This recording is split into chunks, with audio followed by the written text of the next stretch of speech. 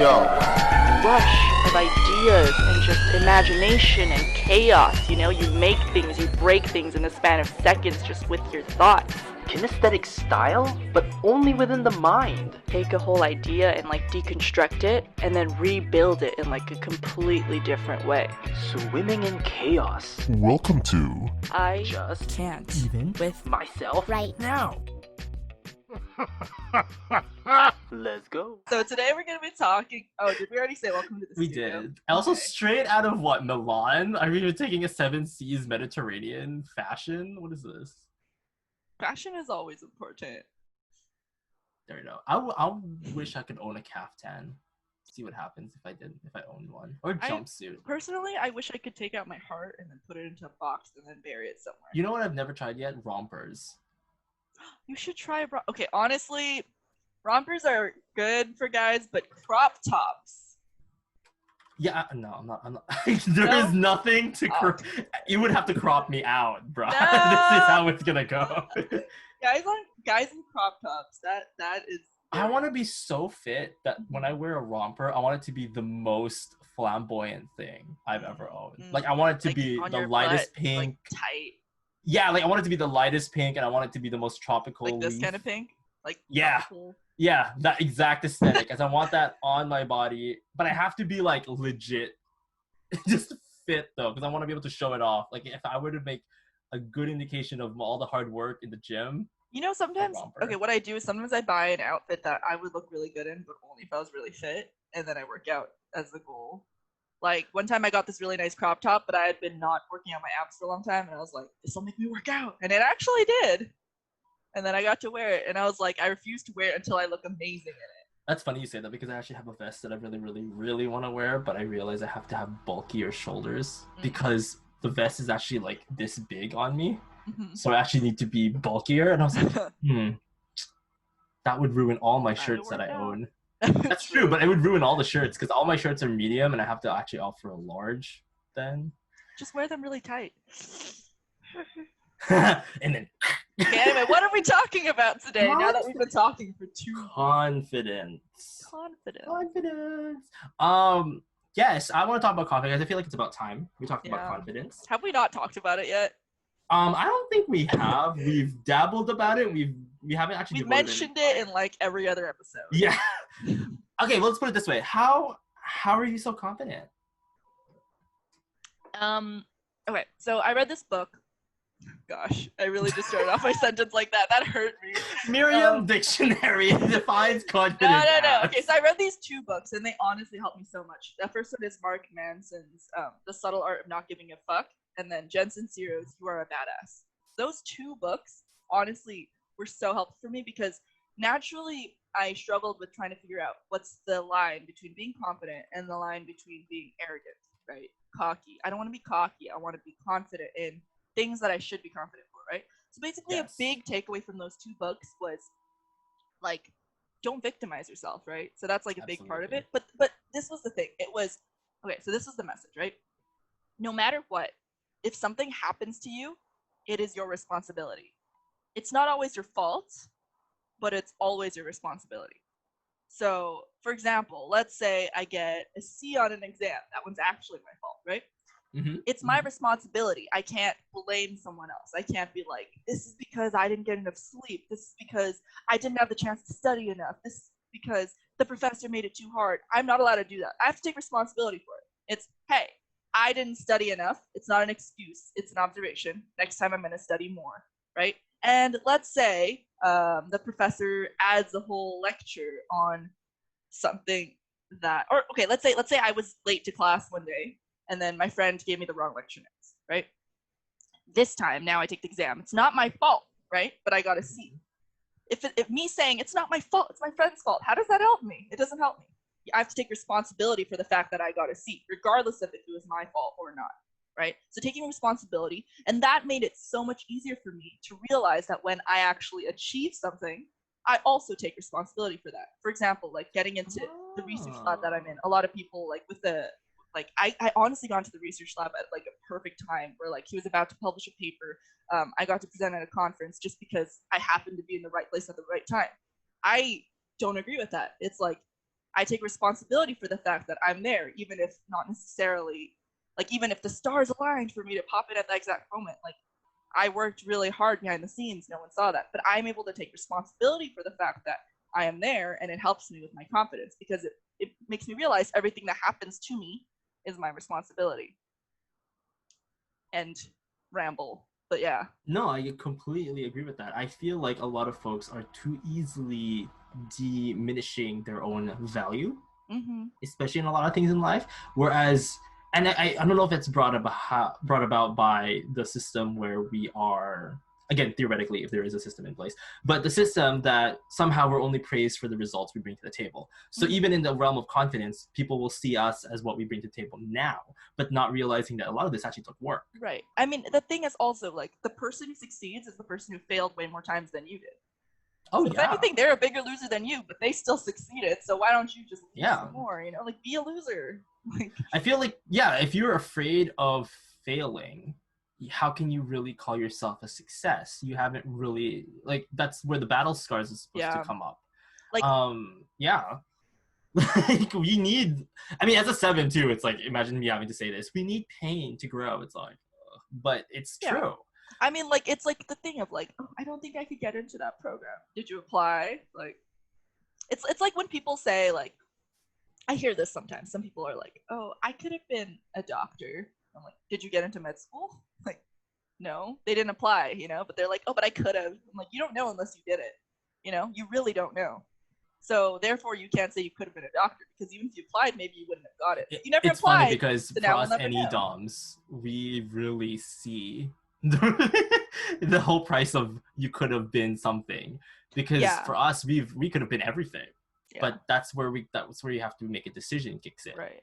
At some point, I realized I did need to make a decision. I can't just hold on and, like, you know, be on the edge of the boat where figuring out where the wind blows, you know, like, I gotta decide.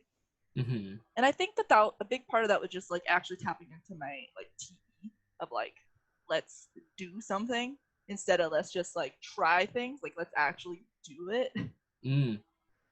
Maybe it's, like, more of a mindset thing, but I think it's, like, where your mind is, that's where your time goes, and that's where your energy goes. Well, okay, connecting it to type, is it like getting to be grounded in some way? Because I would say, it's funny because to me, TE was the one that got me grounded. F5 was the one that got me kooky in high school. Like, it got me to be really hard pressed, and like, people see me as a judgmental person now. They haven't seen me how bad I was before. Like, I was literally to the point where I just really meant being hateful. But now that's not the case anymore. But what it is, the transition, I would say, from being the ENFP of back before to the ENFP of today has been a lot of realizing where to picking your battles, knowing when to apply your judgments on certain situations, and not just jumping into everything right away. Because, and like you mentioned about taking responsibility, I realized, I guess at the ripe age that I needed to be, to think about that kind of stuff, is that I was responsible for me. Like, yes, I had parents, yes, I had these things, but in a world where those are no longer gonna serve me anymore, I need to be able to be my own parent.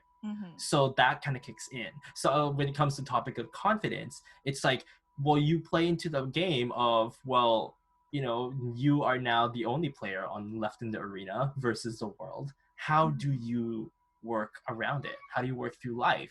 You can't just work around telling yourself, basically, I'm just a landfill of garbage.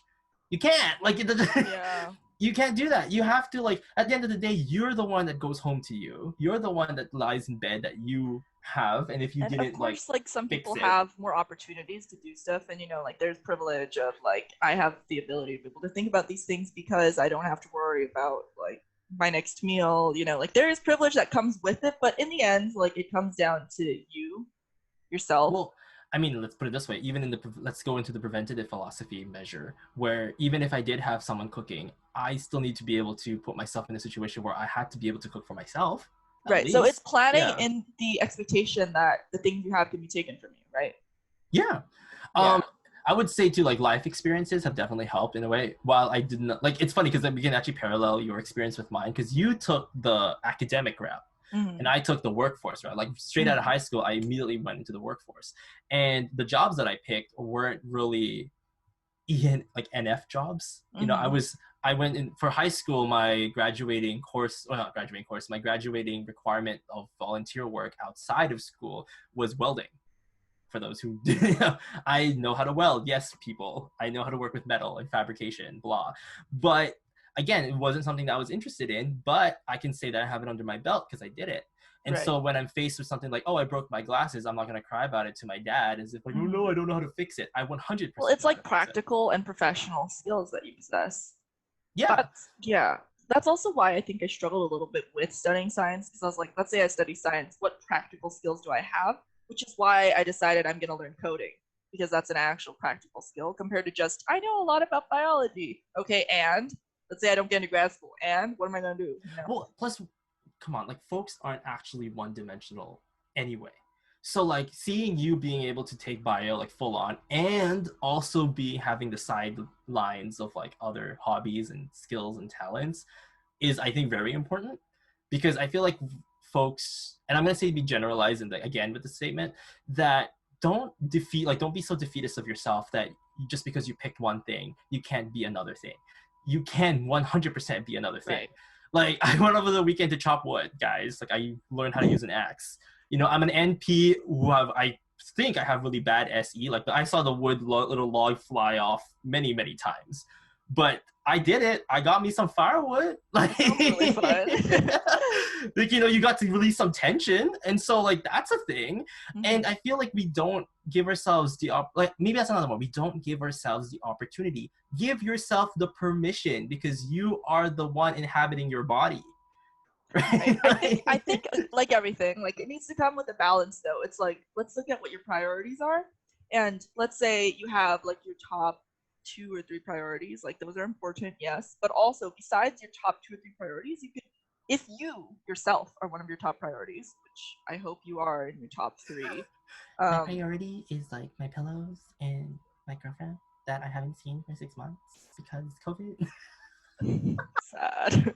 No, okay, like okay, let's see, how can I rephrase this? Let's say, well, okay, anyway, I was trying to say, if you are one of your priorities, then you should be able to prioritize like self-care. And as a 3, I like to always be go, go, go, go, go.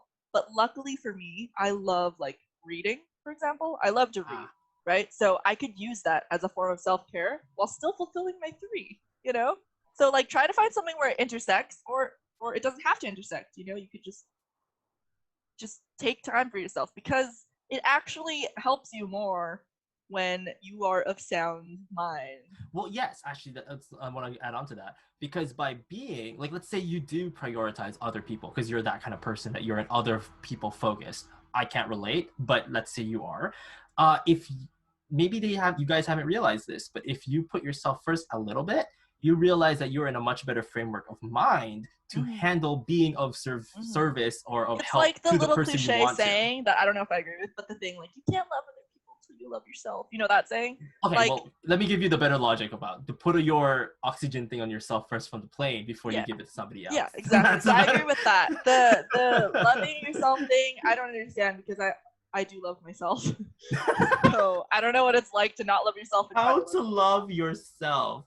Okay, so confidence. Yeah, confidence. Well, okay, how's another one? I also observed confident people, right? I think a big thing, here's the thing, as a 7, we have an issue of idealizing people too much, but then that's where you know, realism starts to kick in. You really have to start using that tool more effectively, because you start to realize your heroes are not heroes. They have struggles, and what made them heroes is what makes them human, which what makes you relatable to you, to them, therefore continue. You know, right? Like that polar TI moment really kicked me. Oh, it made sense. So people need to start realizing that, you know, the people you idolize, really get into, you know, interview them, get into the deep end, because they're struggling the exact same way. The thing that gets annoying as like let's say, okay, freshman year, honestly, like general biology, I was not a good student when I entered college. I didn't know how to study. I didn't really want to, because in high school I never like learned, because I never made myself do it, right? And not an excuse, an observation to grow, right? So for first quarter, I worked so hard, but I didn't do well. Like my grades were not good. And I worked really hard. I spent so much time. So what I did was I talked to people who were smart. I'm like, how do you study? They tell me how they study. I try them out. I'm like, this actually works. Cool, But also something that gets annoying is when someone comes up to me and says, like, if I get an A on something right now, and people are like, how did you do it? And I try to help them because I once also got really bad grades, like very recently. Like I relate, But then when you approach them and try to help them, they say, oh, but you're smart. I'm not. And I'm like, girl, with that mindset, you can't do anything. You can't assume. Also, the thing is that it's not because I'm smart. It's because I worked harder than them in the right way, right? And I'm like, and if you worked harder in the right way, you could do the exact same thing. Yeah, it seemed like there seems to be some form of self-dividing where you like to categorize, like the folk who's doing they're that. victimizing themselves again. Yeah, categorizing they're saying that it's somehow. not my fault. I'm so dumb. I'm just not like you. And I'm like, well, and it's also a way to cushion the blow of the disappointment in themselves that they're also feeling in that self-defeatist thing, right? Is it fear-based? Because I feel like it's fear-based. I can agree with that. I feel like there's a point there. It's because they're scared to just admit that they might be doing something wrong. And I think me differently, like right when I started, I was like, I'm studying incorrectly. I know that, or I'm not spending enough time. And I knew that immediately compared to people who are like, it's not me, it's everything else but me. And it's like, again, it comes back to taking responsibility, right? If I thought initially, I studied just as much as them, which might have been true, but I got a C and they got an A. This isn't my fault. They're just smart. If I said that, then right now I would have like 1.0 GPA, like, I mean, and the whole point about not comparing yourself, I kind of had this view where if you compare yourself, to help ease with the self-deprecating attitude, if you compare yourself to others, you instantly lose. Nowadays, when I compare myself to others, I instantly win. But it's a whole different mindset now. Yeah. But yeah, like if you're the type of person that when you compare yourself to others and you instantly feel like you've lost, don't compare yourself to others. That's your biggest mistake. Because it's like, it's also not correct either, because you're comparing yourself to a person who is armed with a completely different set of experiences. That logic applies to themselves as well. If anything, if you want, like, you could talk to them. Yeah. Like, what I did was I became, like, and not just for this purpose, obviously, but I became friends with the people who were the smartest in my class. And then I learned from them. Like, I learned actually, that's something that my mom told me too. It's weird to be like, oh, this is my mama taught me, but it's exactly what she taught me. She's like, hang out with the smarter ones. Your GPA is like an average of your friends' GPA. I'm sorry, I'm talking about academic stuff because I'm in school, but like your GPA is average of your friend's GPA. And I was like, these guys all have perfect GPAs. I'm gonna pull them down a little bit and hope they pull me up. Like, they pulled me up though. Yeah. I feel like there's gonna be some comments where people are gonna be like, oh, but what about people who are just nice to you, but they're not that smart? I'm like, that's fine. I guess how I see it, I think it's still acceptable. However, again, don't compare yourself as if that somehow affects your worth, because you could still be friends with those people. Like, I still think so in my head. However, you also have to be able to be responsible for your own intelligence. Well, I think interestingly, like, okay, as a 3, right, my confidence or whatever is supposed to come from my accomplishments, right? So the things I do, so like you and I talk about this sometimes, like, we are very confident in things that we know we're good at, right? We're not confident in things that we're absolutely trash at. Yeah, right?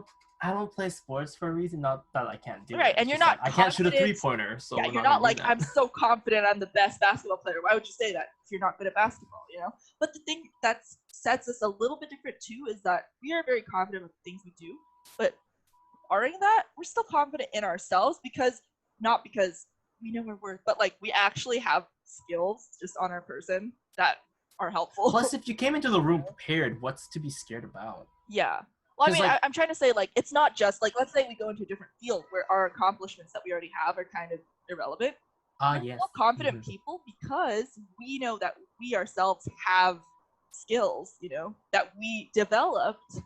We're not like we come in with nothing, Yeah, well, I think to add on to that as well is when, for me, having not have any kind of specialized shenanigans, that didn't stop me, because if I focus on transferable skills, that's the attitude that I'm going to be taking, right? So like, let's say you go into a room and you didn't know anything about what's going on in the room, but you can remain consistent in your identity enough that, yes, you are typically kind of nice, you're a little bit, I'm trying to describe myself. I'm like, I'm kind of compassionate, quite generous. I can take that to the next room. I don't have to worry about. I mean, the thing is that we know, even if like there's like it's a field we're not familiar with, we know what we bring to the table still, which is why we're useful. Like I know, even if I know nothing, I can be encouraging.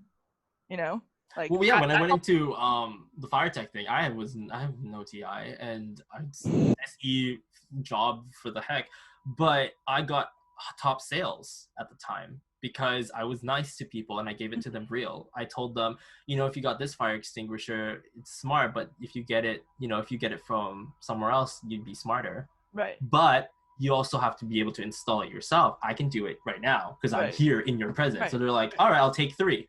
Yeah, you tell them that. Yeah, exactly. I give them like, where do you want to be? I actually spent a summer also selling books door to door, and like you did the fire tech thing, and I think it taught us both to interact with strangers. Like, I don't think I oversell, because I can't. I don't like. Let's be real. There is no product in the world that you're gonna die for. Like, let's be honest. You could live without any of them. Yeah, I mean, you they're made for our convenience, not for our survival, right? So, but that's kind of like where the whole upsell thing of mine kicks in. The angle that I choose to be in, because like there are a lot of FPs who are uncomfortable selling because they don't understand what it feels like to sacrifice your identity. So as an FI user myself, to supplement your imposter syndrome, fellow FPs, it's realizing that by being real, you could still accomplish the exact same thing. You could still have your identity, and you could still have your identity. Yeah. I mean, granted, let's be real, you didn't actually lose it to begin with, but let's wait till you figure that out in about 5 years, fellow FPs. But yeah, like you didn't lose who you were when you sold something. You kept it real, and that's the most important part. You tell that customer how it is. Be like, yeah, this vacuum is fantastic. You could get a cheaper one, but this one has bubbles. Right. And I like bubbles. So exactly, and I don't know about you. You got to sell the points that are different or that are beneficial, which is you're gonna set it up for them. B, like it's like those kind of things. And it's funny too, because people I think are afraid of, but what if no one buys from me? You'd be surprised what people will buy for so much money. You'd be surprised. Yeah. I was debating buying a bubble machine. Okay, like if it became a bad purchase, you should have bought it though. Yeah, but I got the desktop fan though, so I'm happy. But imagine if it had bubbles. I know, I would have had like a bubble machine during camping. That would have been fantastic. But whatever. That's not the point here. As a king of delayed gratification as well, I will eventually have that bubble machine. It will happen. But yeah, the point being, with the whole, again, with folks who are probably struggling with confidence in all that stuff, and I mean this is because how there's some folks who come up with like, I have a mental thing, and it's like I don't want to come off mean and non-PC by saying that that's not an excuse, because I have met so many like neurodivergent like folks who suffer through some kind of things, and they are pushing it. And we're not saying it's not so hard. But again, it's your responsibility. Like the guy he's a manager, like at a grocery store. Like that's impressive. Mm-hmm. He handles other people's scheduling, and people are like, oh, but aren't you like slow? Who said? Who decided? Clearly, like you could go with the definition. Yeah, it seems like he's slow because there's some form going on. But in this situation, he's killing it. I mean, the thing about neurodivergence is like everyone knows. Yes, you have to work harder than the average person. You do, but also like you can do it. And also, there's a lot of lazy normal people. So normal people suck. That's true. That's true. Anyway, we're gonna close out this video on that. I love as I tried to redeem myself and just yeah, if you have problems with what we said about neurodivergence or neurotypical or whatever, leave a comment and we'll respond to it, because if we or not up, because we suck at leaving messages. Well, I assume you're gonna reply always, and I just don't answer. But yeah, I mean, honestly, all my friends who are probably gonna like roast me. Okay, sorry, I'm trying to FE. Shut up. Again, we don't. Am I digging myself into a hole? So basically what I wanted to make out is that even if you have mental barriers, and this is a spiral dynamics Graves theory that I'm touching on. If you have mental barriers, if you have physical barriers, if you have environmental atmospheric barriers to your life, identifying it is the first step, and going about with it knowing that, like, with the knowing is half the battle situation. When you are now armed with the knowledge that you are a certain way, then you could find ways, the alternatives to make sense of it. Because you've seen so many people, and I'm not going to be specific here, but who have, and I mean barriers like obstacles, it could be disabilities, it could be any of those things. And they found ways, they found people, they found who can help them, they found other aspects that they've managed to work around with. I know a lot of folks who are like that, and it's fantastic to watch. It's inspiring to watch them be the way that they are. And to say that it is a barrier for you, I would say as a reframe, as a 7, good that you know what makes you wrong. Now, what's your next step?